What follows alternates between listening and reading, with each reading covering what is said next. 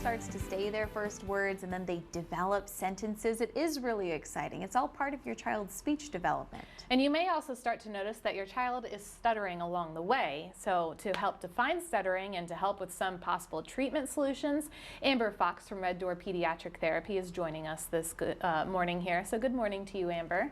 Good morning. All right, so let's start out with this question of what exactly is stuttering?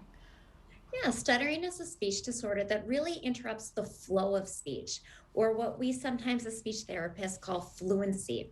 Their speech might have some repetitions of sounds or syllables, so that might be saying something like ba, or what water, or even parts of phrases. They might also drag out some of their sounds like snake, or it might even just really interrupt the flow or the ability to even get those words started. We call those blocks. Okay, thank you. So now we know kind of what we're looking for with stuttering. I think a lot of us wonder what causes it. Do we know much about that? Yeah, in most instances, we don't know exactly the cause of the stuttering, and that's with a lot of our speech disorders. We do find that there's a higher rate of stuttering in boys versus girls, and there can also be a strong family link. So if you've had a parent that had a fluency disorder, that's something to kind of be a little bit more on the lookout for your children. That's interesting. So it can be hereditary in its own way, but is there a point where parents should contact a speech therapist or even you guys? When do we start doing that? Yeah, we really look at the length of time that they've been stuttering. So if you've noticed some of these repetitions and it's persisted for longer than 6 months or up to a year, that would be a time to contact us. If it's just brief moments where it happens for a couple of weeks and then their speech gets fluent again, that's not as concerning. We also look at the age where your child starts to stutter. If they're later in an age, that might be an indication that it would warrant more intervention or evaluation. If they start to increase the time that they stutter, or if they get really tense, or you notice them struggling or avoiding talking. And then again, if there's that family history of stuttering, that would be a great time to contact a speech therapist. Okay, great to know.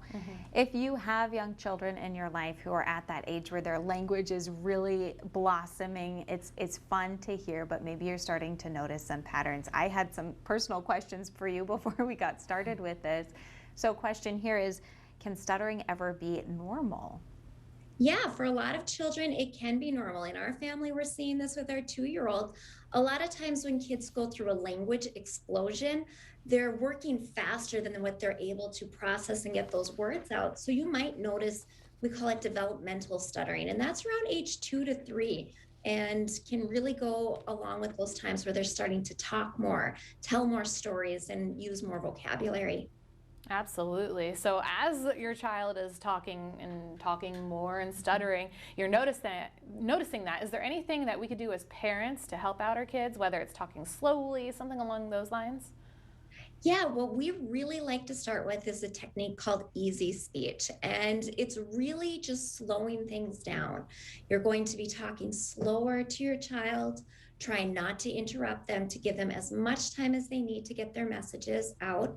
We also like to model short phrases or not really going with longer phrases than what the child is. So if they're saying something like blue car, only add one more word. Oh, blue car goes.